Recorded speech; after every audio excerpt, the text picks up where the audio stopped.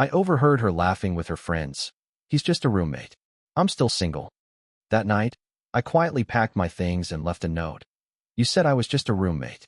I agree. Roommates don't pay for your lifestyle. The next day, I cut every payment. She laughed until the bills stopped getting paid. I'm Jake, 28M. My girlfriend. Well, I guess ex now, Lauren, 26F. We'd been together just over 3 years and living together for a little more than one. Shared apartment, shared routines, shared life. Or so I thought. This happened last Friday. Lauren had a few of her friends over after work. I got home later than usual because I stayed to finish up a project, figured I'd keep my head down, grab a beer, and let them have their girls' night. I didn't announce myself. I kicked my shoes off quietly and went to the bedroom to change. That's when I heard it. They were in the living room, laughing loud, wine glasses clinking. One of her friends asked something about us, about me, and Lauren laughed in that sharp, mean way she only used with them. Not her cute laugh. The other one. She said, clear as day, he's basically just a roommate. I'm still single. More laughter. Someone joked about free rent. Someone else said, must be nice. Lauren didn't correct them. She leaned into it. He's good for now, she added. Pays the bills. Doesn't ask questions. I stood there, frozen, staring at the stupid laundry basket like it had personally betrayed me. My chest felt weirdly calm, like something shut off instead of exploding. No anger. No shock. Just this cold clarity settling in. For context, I pay the rent, utilities, groceries, her car insurance after she fell behind, streaming services, random Amazon orders that somehow always ended up charged to my card. She'd always joked that I was stable, and she was figuring herself out. I thought that was teamwork. Apparently, it was a sponsorship. I didn't storm out. I didn't confront her. I didn't even go back into the living room. I sat on the edge of the bed and listened to them laugh for another 5 minutes, just to make sure I'd heard right. That night, Lauren came in tipsy and annoyed that I hadn't come out to say hi. Asked why I was being weird. I told her I was tired. She rolled her eyes, called me boring, and passed out scrolling on her phone. I didn't sleep. By morning, I knew exactly what I was going to do. Saturday morning felt surreal, like I was moving through someone else's life. Lauren woke up late, hungover, complaining about her head and asking if we had any ibuprofen. I handed it to her without a word. She smiled, kissed my cheek, and said, "You're the best." That almost made me laugh. Once she left for brunch with the same friends she'd been laughing with the night before, I got to work. I didn't rage pack. I didn't throw things into trash bags like in movies. I moved slowly, methodically. Clothes first. The stuff I actually wore, not the things she'd bought for me because she thought my style needed help. My old hoodies, work jeans, boots.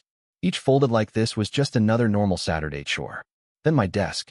Laptop, external hard drive, documents. I found receipts I'd kept out of habit. Rent confirmations, utility payments, the deposit I'd covered when we moved in because she didn't have it yet. Funny how that never came back. The apartment looked less like ours with every box. I realized most of the furniture was technically mine too, but I left it. I didn't want to take things she could argue about. I wanted clean lines. No debates. Around noon, I opened my banking apps. I removed her from my credit card as an authorized user. Canceled the streaming services I paid for. Scheduled the rent payment cancellation for the following month. Utilities too. Her car insurance? Gone. Phone bill I'd been helping with? Done. Each tap felt quiet. Final. I didn't drain accounts or do anything illegal. I just stopped pretending I was responsible for someone who told her friend she was single. I wrote the note last. I stared at the blank page longer than I expected. I didn't want to sound bitter, or dramatic, or like I was trying to win. So I kept it simple. I overheard you last night. You said I was just a roommate. I agree. Roommates don't pay for each other's lifestyles. I've moved out and canceled everything I was covering. You'll need to handle things from here. Take care. I left it on the kitchen counter, right where she dropped her keys every day.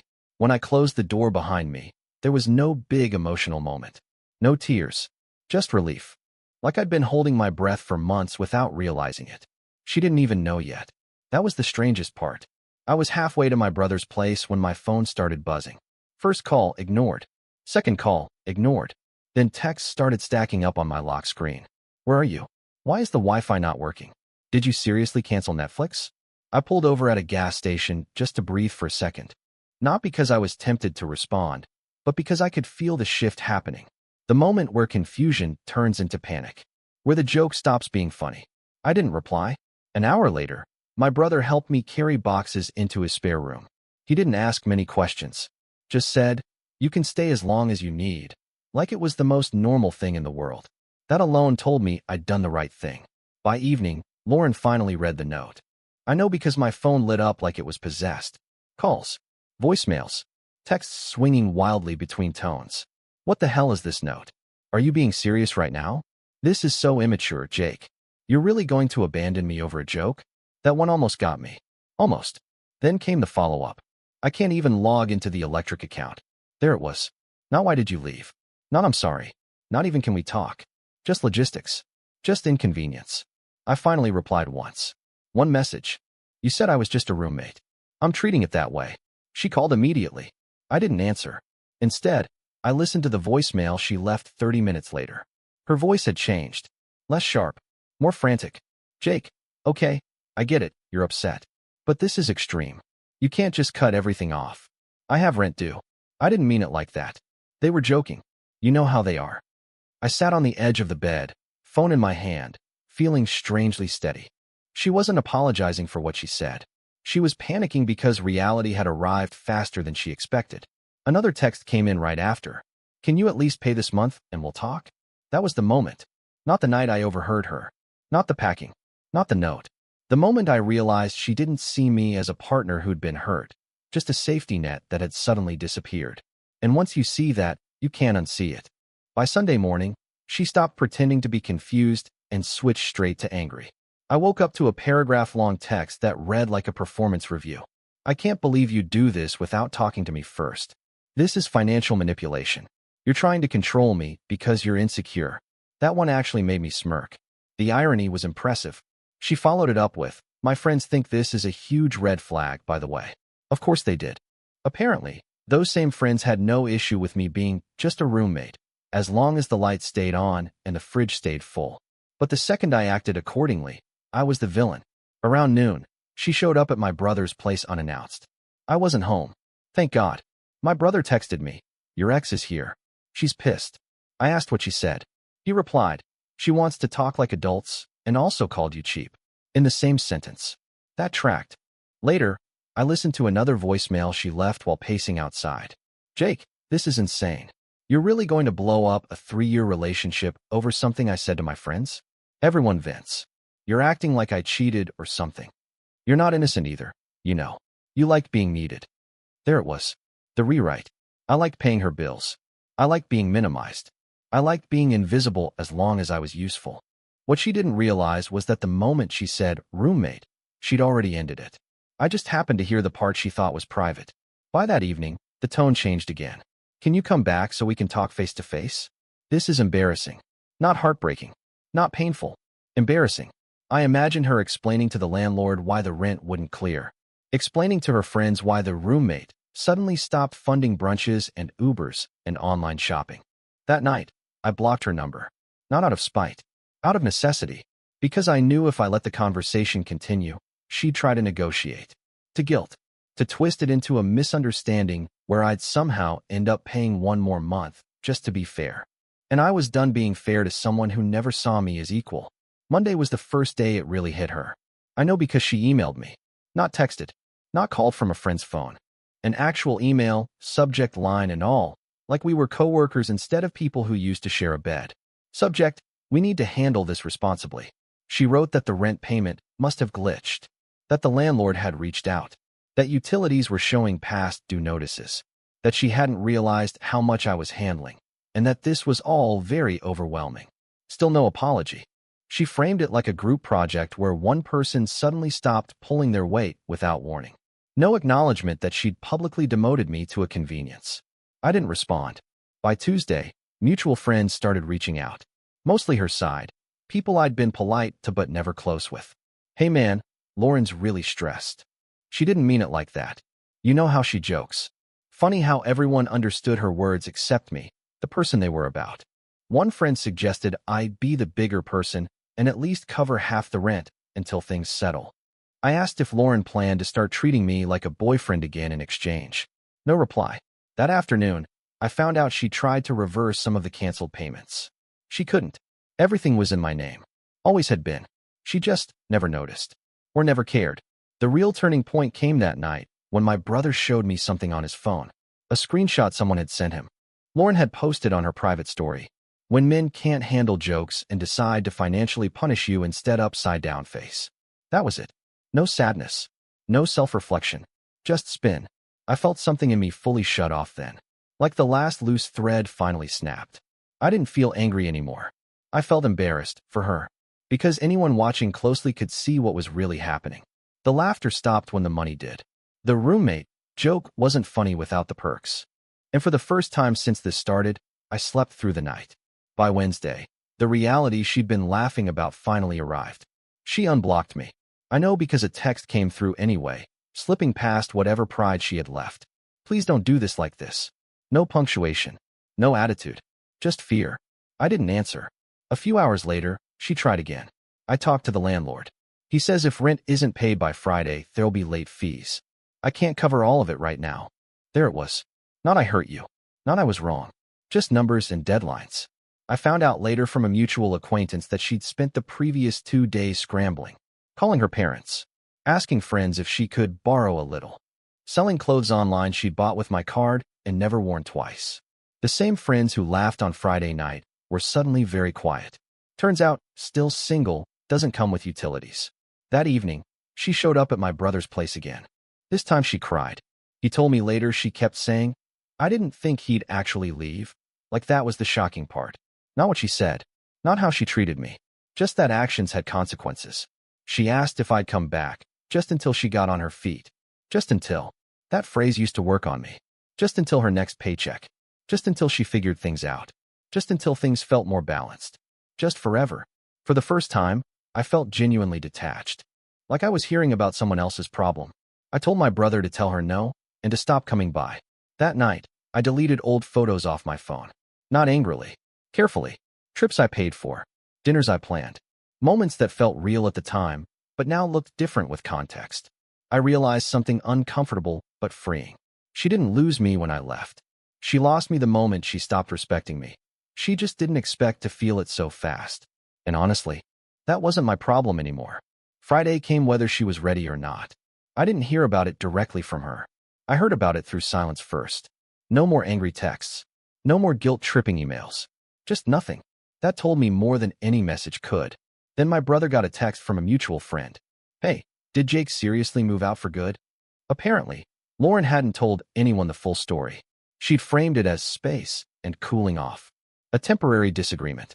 But once rent bounced and the landlord started calling, the truth had a way of leaking out. Late that afternoon, I finally checked my email again. There was one from Lauren. Short this time. I paid what I could. I don't know what I'm going to do. I read it twice and felt nothing. No urge to fix it. No pull to step back in. Just distance. That night, my brother and I grabbed beers on his balcony. The air was cool, city quiet in that end-of-week way. He asked me if I was okay. Really okay. I thought about it longer than I expected. I think I am, I said. And I meant it. Because for the first time in a long time, I wasn't bracing myself. I wasn't waiting for the next expense, the next favor, the next way I'd have to prove my worth by being useful. She messaged me again around midnight. I never thought you'd walk away like this. That one almost sounded honest. I typed a response. Deleted it. Typed another. Deleted that too. What I wanted to say was, I didn't walk away. You pushed me out when you decided I was a joke. But she wouldn't hear that. Not really. So I didn't reply. Somewhere between the second beer and the city lights flickering on, I realized something else. I didn't miss her. I missed the version of myself that thought being taken for granted was the same thing as being needed. Saturday morning, I woke up to a notification I didn't expect. Lauren had changed her tune online. No vague memes. No men or trash posts. Just a long captioned photo of her coffee on the balcony, one I'd paid for, talking about growth, hard lessons, and learning who really supports you when things get tough. Comments were split. Some friends hyped her up. Some asked quiet questions. A few said nothing at all. What she didn't say was that support had been automatic, not mutual, that it disappeared the second she laughed about it. Around noon, she finally messaged me again. Can we just talk? Not about money. About us. That was new. And too late. I stared at the message longer than I should have. Not because I wanted to go back, but because I was genuinely curious how she planned to explain 3 years of entitlement as a misunderstanding. I agreed to talk. Public place. Coffee shop near my brother's place. She showed up dressed carefully. Softer. Less sharp. The version of her that knew how to pull sympathy without asking outright. She started with tears. Said she felt blindsided. Said she didn't realize how dependent things had become. Said her friends exaggerated everything, and she'd been trying to fit in. I listened. Didn't interrupt. Then I asked one question. Why didn't you correct them when you called me a roommate? She opened her mouth. Closed it. Looked down. I didn't think you'd hear it, she said. That answer told me everything. Not that she didn't mean it. Not that it was a joke. Just that I wasn't supposed to know my place. I stood up before she could pivot. I'm not mad, I said. I'm just done. She reached for my hand. I stepped back. As I walked out, I felt light. Not victorious. Not smug. Just finished. And for the first time since I met her, I knew I wasn't walking away from something good. I was walking back to myself. The fallout didn't end when I walked out of that coffee shop. It just went quieter. Over the next week, I heard about her in fragments. Mutual friends mentioning she'd picked up extra shifts. That she was suddenly rethinking priorities. That she was couch hopping a bit because the apartment felt too expensive now. Funny how it had only started feeling that way after I left. She tried one last angle. An email, late Sunday night. I get it now. I really do. I was careless with your feelings. I took you for granted. I don't want to lose you as a person, even if we're not together. That line used to destroy me. The idea of being kept in someone's life, just in a smaller, more convenient role. This time, it didn't. I realized something uncomfortable but important. She wasn't reaching out because she'd grown. She was reaching out because her life had gotten harder, and I'd always been the easiest fix. I didn't reply. Instead, I signed the lease on a small one-bedroom a few blocks from my brother's place. Nothing fancy. Clean. Quiet. Mine. I bought a cheap couch off Facebook Marketplace and ate takeout on the floor the first night, feeling more at peace than I had in years. I changed my routines. Cooked again. Slept better. Laughed without feeling like I was performing. And slowly, the story stopped being about her at all. One night, scrolling absent-mindedly, I saw she'd posted again. Something about learning independence the hard way. No mention of me. No jokes. No bitterness. Just survival. I didn't feel satisfaction. Or revenge. I felt distance. The kind you only get when something no longer has power over you. I realized the quiet truth of all of it wasn't that I'd left dramatically. It was that once I stopped paying, the relationship couldn't afford to exist. It's been a little over a month now. I ran into her once at the grocery store. Total accident. Same aisle, same awkward pause. She looked tired. Not dramatic, not broken, just worn down in a way I hadn't seen before. Real life had replaced the curated version. She smiled like she wanted to say something meaningful. Maybe apologize. Maybe reminisce. Maybe test if the door was still unlocked. I nodded, polite, distant, and kept walking. That was it. No closure speech. No final conversation. No cinematic ending. And honestly, that felt right. I don't hate her. I don't wish her struggle. I hope she figures things out. I hope she learns that respect isn't something you joke about when you think it's guaranteed. As for me, I've learned something quieter but more important. If someone can laugh about minimizing you when they think you're not listening, they've been doing it internally for a long time. You just happened to hear the honest version. Walking away wasn't revenge. Canceling payments wasn't punishment. It was alignment. She called me a roommate. I agreed. And roommates don't fund someone else's life while being told they don't matter. I don't feel bitter when I think about it now. I feel clear. Sometimes the cleanest ending isn't a fight or a breakup talk. Sometimes it's just deciding to stop participating in a role you never agreed to play. And that's where this ended for me.